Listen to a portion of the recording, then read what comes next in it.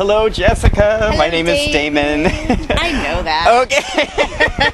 Okay. Roger and I work together at WeLoveSoaps.net, and we're doing this video, and we're also doing a podcast about the soaps that we love, obviously. Yay. And we're both lifelong viewers of soaps, on all the soaps. Oh, We're wow. just like these nerds that grew up watching soaps. Very and finally are talking about it with each other, which is how we've bonded. Okay, I'm the nerd. He's the techie.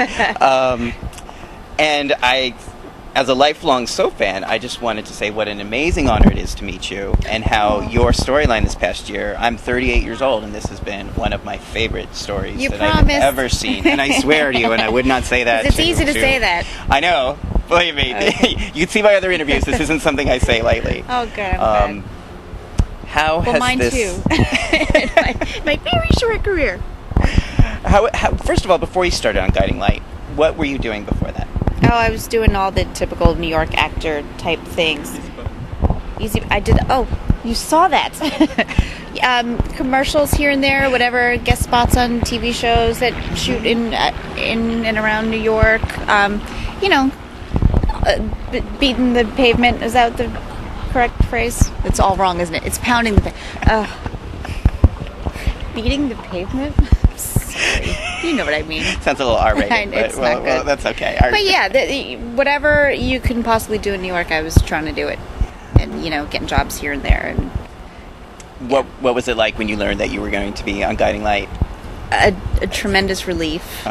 Because I'd already, become accustomed to coming in and the people there and really liking it and having a really good time. And then, so, when I was offered to stay there, longer, it was very exciting. Yeah. Now, originally, as Gus's ex-girlfriend from his past, you were not exactly what we would call perhaps a fan favorite. Really? I had no idea.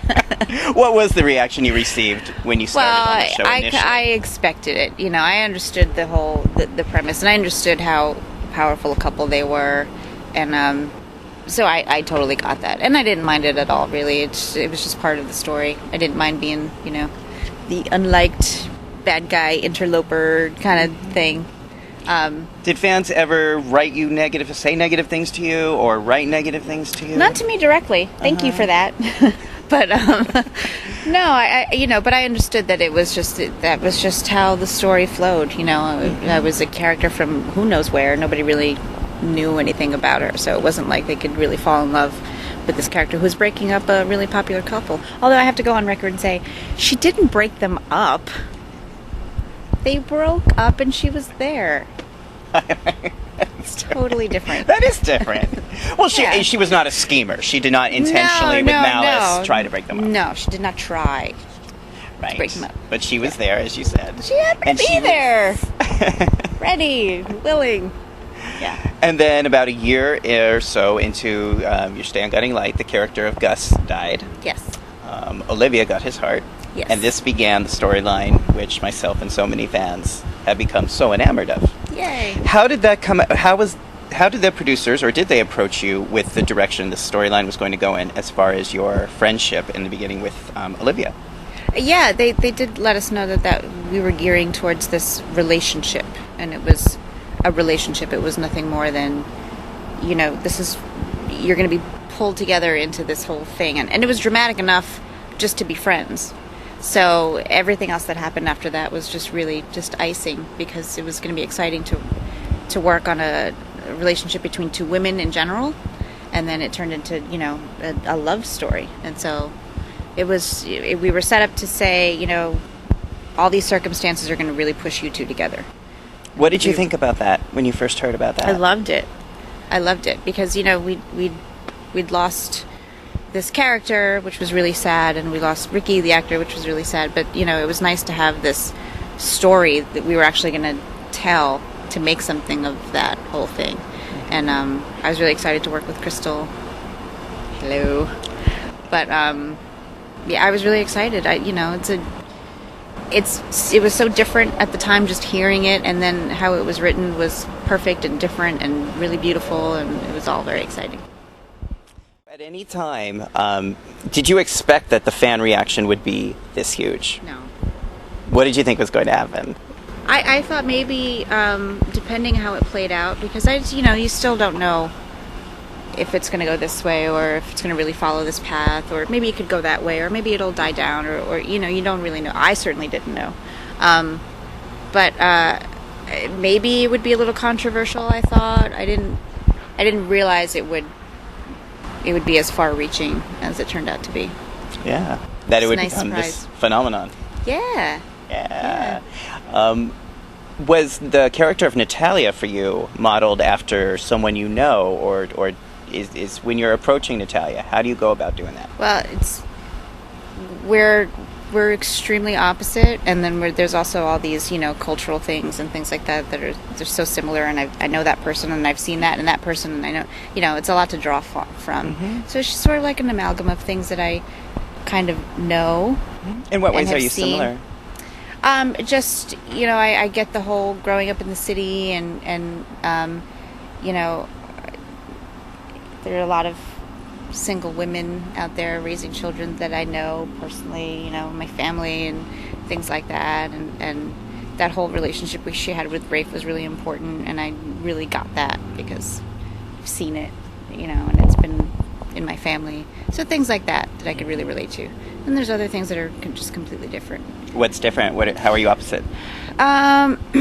She's really set in her ideals, and I'm really a lot more loosey-goosey than that. Loosey-goosey, that's a good term, yeah. Yeah, she's just kind of got this moral ground that she really tries to stick to, which is really nice, but also gets her into a lot of trouble as well. And I'm really not like that at all. Were you raised with the same sort of religious ideas? No, religion for us in our family was really not structured that way.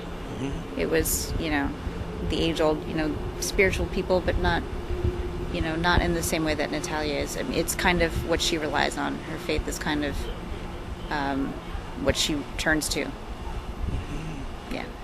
At any time during the story, were you ever concerned that it would be pulled, or that it would either the sponsors or the network or somebody would get nervous and I didn't put the kibosh? Worry about it too much. I always understood that it could be a possibility. You never know if things are going to work out.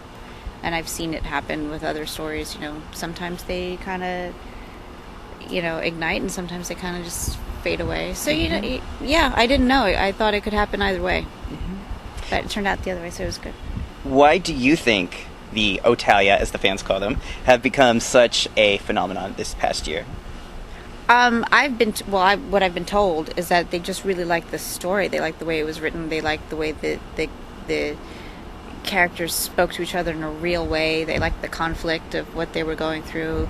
There was a lot of stuff there that people could relate to, and that it was different to see, and it wasn't the age-old triangle thing that people maybe get tired of sometimes. It was really different, and people just really thought it was real. I think so too. And Okay, I think, good. Aside from two women, it was also just a story about two people, Mm-hmm. and the conflict came from the characters. It didn't Yes. come from explosions or people coming back from the dead. It was really just character-based. It was watching two people fall in love under really different circumstances. Right. Now, that being said, myself and many of our listeners and viewers have had a huge problem with the way Natalia left Olivia on the 4th of July. Why? I'm just kidding. And I just want to ask, Yeah. what do you think about that? Is there anything you want to say about that? There's not a whole lot I can say about that. You got to play the story as it goes and just be committed to whatever the story says. And she freaked out and she left, and it happens sometimes, especially because she's been in the situation before, and here we go again. And then when you find this little piece of happiness, and then something happens that you're not sure is going to fit in with it, she freaked out. I mean, that's the best description I can give for it, and that's how it happened. But she came back. Well, and I was going to say, now in real life, you've gave birth. Yeah. And apparently you came back early from your maternity leave. I'm here, obviously. So Right. It's not like I'm, yeah. Right.